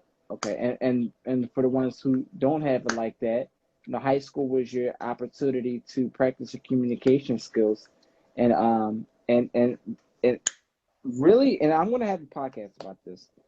Your high school years was the results of how you exercised your adolescent years was really um, a result of how you went through at home. It is Yeah. Yeah. as an adult, and I used to say this all the time. Um, Antisocial. There's always that one kid in high school that was antisocial. Stay to him or herself.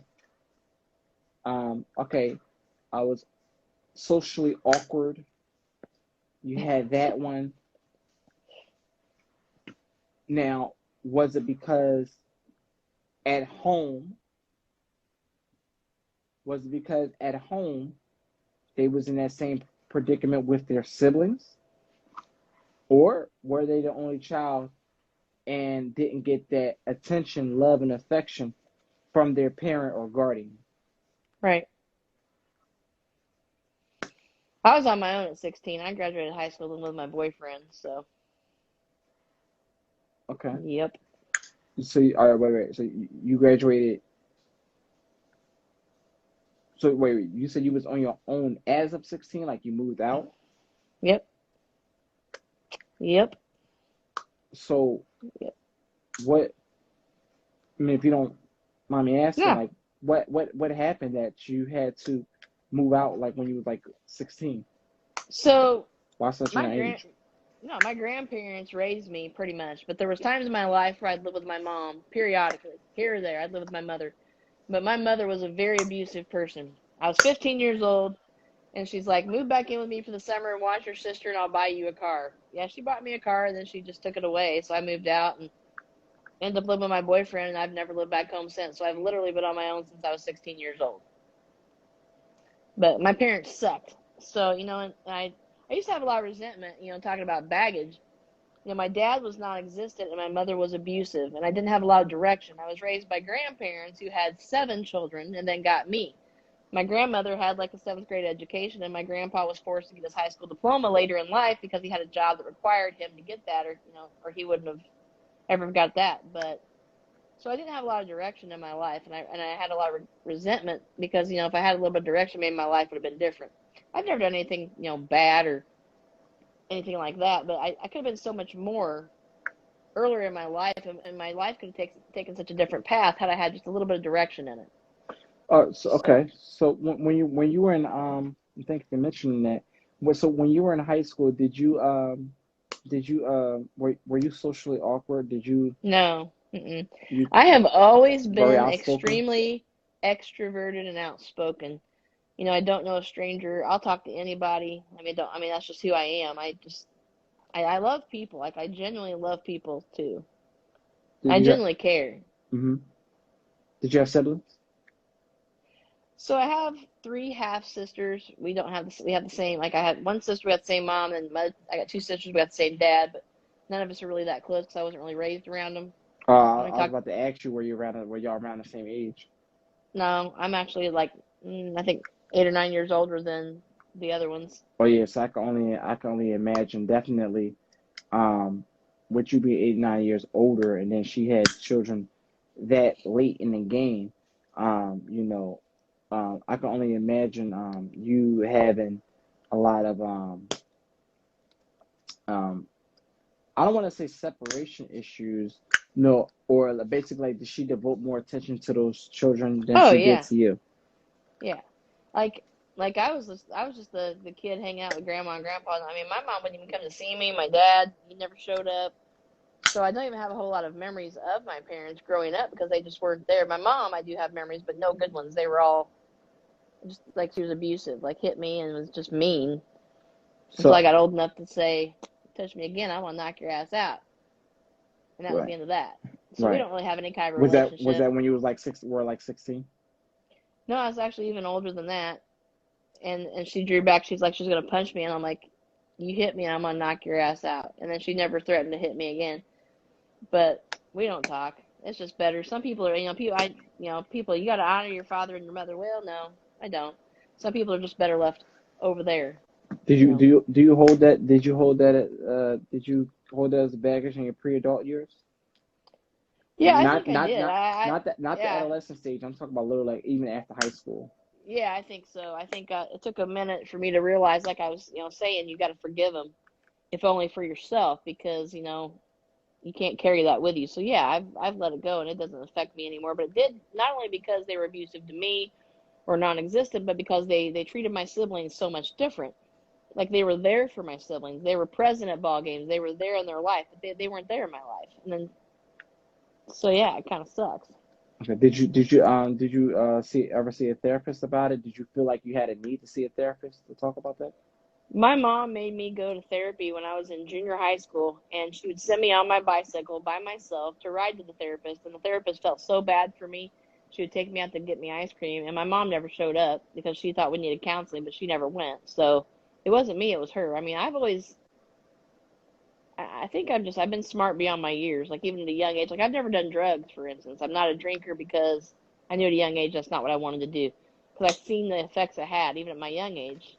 Because, like, my parents were alcoholics, and so I've never been a drinker or a drug And man, I user. can only imagine back then when drugs was like and alcohol was like the craze. I wasn't even born yet. Like I can only imagine Right, back then like how bad it was. Oh my right. God.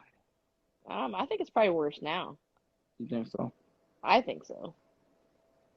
I mean, there's so much Well, more different. what I mean by that was that like back then like was it like it was like a generational thing where that was like the thing. Right. That's what I meant by that. I think it So still is the thing. Jesus, like, I don't know. well, there's Maybe so many things now. there are a lot of options. Right. So and so the question I have for you is, with that growing up, um, how what did you learn out of that experience into your um, adult years? Like in your 20s and stuff like that. And how do you take what you learned, the accountability, and how do you convert that into how you see yourself as a person today? Well, like I said, I came to grips with the fact that they sucked as parents, and I wish my life would have been different. I wish somebody would have taken interest, but I think the biggest lesson I learned from all my life experiences with that situation was that everything that my parents didn't do for me made me the strong person that I am today. And I am a strong person. Like, I've survived a lot of shit. Like, I had brain tumor surgery 3.5 years ago. That was fun. But so I'm very strong. I'm very independent. So I mean, and everything they didn't do for me, because they didn't do shit for me, made me the way I am today. And I'm a good person. I'm honest, and I learned definitely what not to be like. And I've been the parent to my child that I didn't have, and now she's 23 years, or she's 25 years old, and she's in Greece right now, traveling around the country by herself for 3 weeks. So I've changed her life, if nothing else, and she's successful, and she's getting her master's degree in accounting. So she's going to be a CPA, and she's going to be making six figures, and she's not going to have to struggle like I did. So at least I can look back and say, at least I've, done something good with my life for my child and made her a productive person in society. And, she's going to be able to experience life like I haven't been able to. Right, and I truly feel like that you are definitely uh, uh, on the right path, and now that you had a duty, right? You had a duty. Your duty was your Yeah. child. You devoted your attention to your child. You gave your child the things that you didn't have. Wanted to make sure that she didn't go through the things that you experienced, and now that your duties have been Yeah. fulfilled, as she carries on her own. Um, uh, Let me ask you this: um, how how can I say this? How are you f- fulfilling your wants now? Because it's time for you. Yes, and that's where I'm at. Like, I finally had to tell her, because like she moved out and she's wanting to move back home. Like, I said, you know what? I love you, but you've been a focus of my life for like 20 some years, and now it's time for me. And that was a hard thing, because I was so focused on her for so many years. It's like I'm trying to find who I am again and what I want, and I'm starting. And so that's where I'm working at now. Is trying to figure out. I just want to be happy. Like, I just want to find I'm ready to find somebody to share my life with and to build my life with, and I just want to be happy Right, and you have to take those for myself. and you said something that caught my attention. When you said you were in high school. When you were in high school, I love this, by the way. This is really good. But you said when you were in high school, you were a very witty, outspoken person. Like you just Hmm. like you probably initiated a lot of the friendships that you Yeah. had because of how out there that you were, Right. and you have to carry that same energy when it comes to meeting new people, as Right. in men. Now, the route that you chose is good. There's no right or wrong answer how you choose to meet them. As long if that's the way that it finds your happiness and stuff like that, you just gotta go for things. You don't have anything to lose. Oh, I do. Believe me. No, I'm saying I like mean, I no, do. no. The question is, what do you have to lose? You have to take the risk. That's what I'm saying. Right. You have to. When it comes to Right. meeting new people, you have nothing to lose. Right. Because if you go through this is why I say when you go through the proper stages of trying to get to know the person, whether they turn out to be the person for you or not, Right. you have to do that. Wash, rinse, and repeat every single time. You may go through two or three people and decide, oh, hey, look, this ain't working. I'm going to take a pause and just focus on myself again for like 2 or 3 years. Right. Right. Right. Right. Fine. But when you choose to go about a man again, you got to do the same thing over. It doesn't change. The Right. process don't change. You This is may true. just one day end up eventually running into, and hopefully maybe the person you talk to right now, maybe he might be the right person. You know what I mean? We Maybe. don't know. You know what I mean? But if you can't give up, because Right. nobody, I don't care if male, female, what, nobody wants to die alone. Right. Nobody. And I I'm gonna bring up something Kevin Samuel said in last night's podcast, in his podcast, and he used this scenario. I'm taking it to use another scenario. He said in mammals, right, the lions and the lionesses and the cubs, okay, if the two lions, right, have a disagreement and he killed, let's say one lion kills the lion who is the father of the cubs and stuff like that, right? Mhm. And now he's dealing with the lionesses and cubs that are not his. What does he do with those cubs? Do you know? But you better keep him and He look after him. he no, he kills the cubs because What? yes, that's in the nature of lions. Because what they do is they don't they have to provide food for cubs that are not of his, that are not of Hmm. his.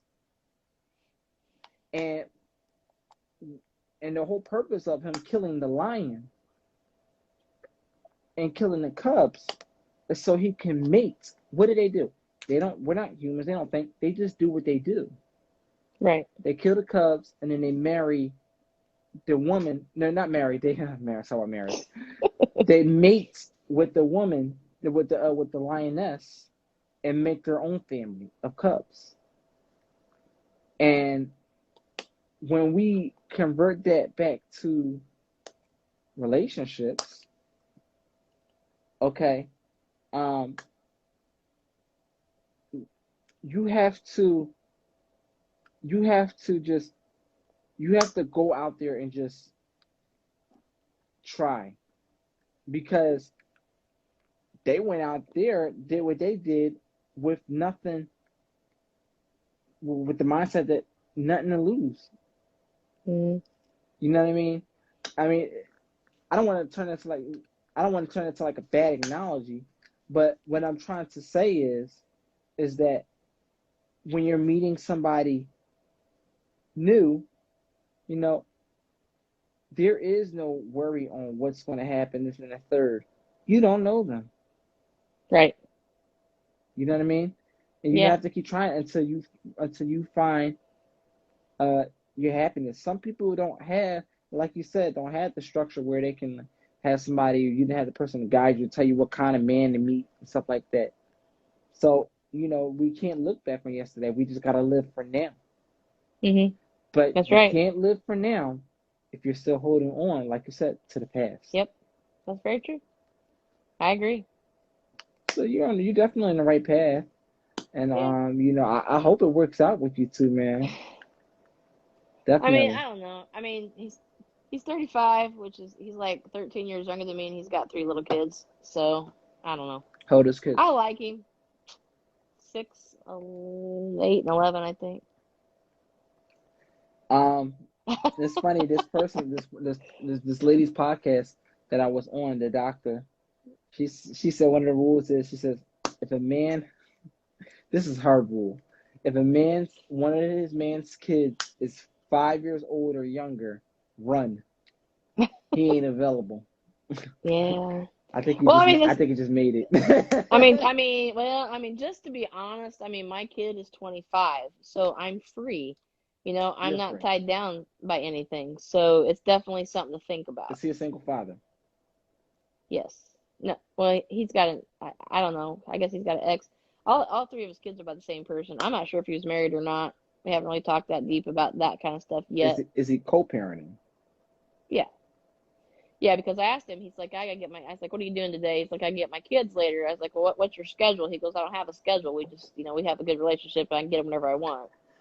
So Okay. that's good. But I'm sitting here, I don't know, so many variables. It's like, do I really want to be involved with somebody who has little kids? 3. It's definitely 3, yeah. And you gotta remember the child is he's only 6 years old. So that's a lot of active Right, back and forth involvement with right, with the mother. right. That's do you know if she knows about you? Oh, I don't know. This is new. We just had a date No, Thursday, so I know, you but know. it's just some of the things that like you want to keep your eye out open because you're Right. just getting to know this person. Mhm. And these are the things that people skip. People Right. skip. They just jump. They call themselves, I'm in a relationship. never dated him, never got to know them. And some of Right. these things, okay, fortunate for you, you know this shit. Right. Right. Right.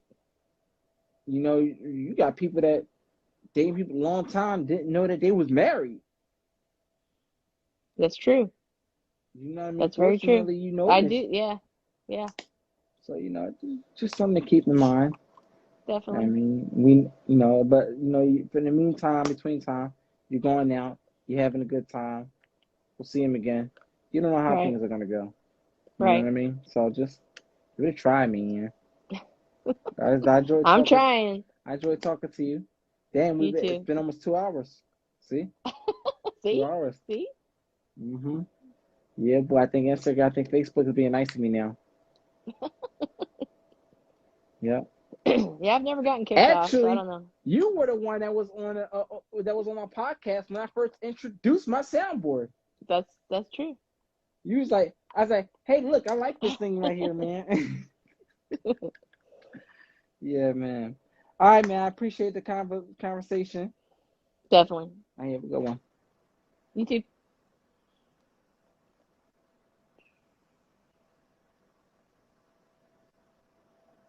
That was a good one, y'all. That was a good one. Um, let me see. See if I can get Mr. Vic on here. He wanted to get on here. I want to see his expertise. This is the guy that wants to do marriage counseling. Let's see if I can get him on here.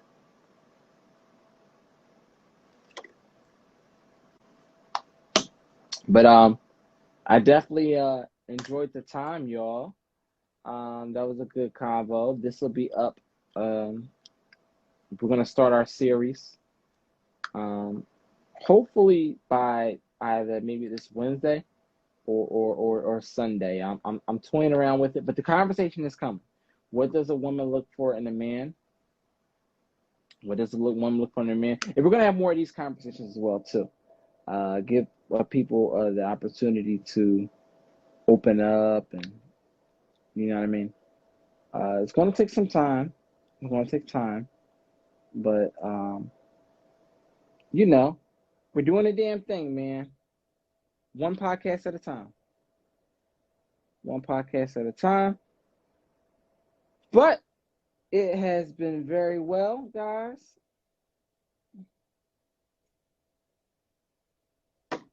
I'm your boy A1Gs, and I thank y'all for tuning in. You can watch my show and my IGTV story. This will also be on possibly on YouTube. I'm gonna put this on YouTube tomorrow, and I see y'all Wednesday. I don't know if I'm gonna do 8 o'clock or 9 o'clock, but I noticed when I did 9 o'clock that I had more people, so I might go live at 9 o'clock. I'll have my mind made up on that hopefully by tomorrow. But until next time, deuces. We're out of here.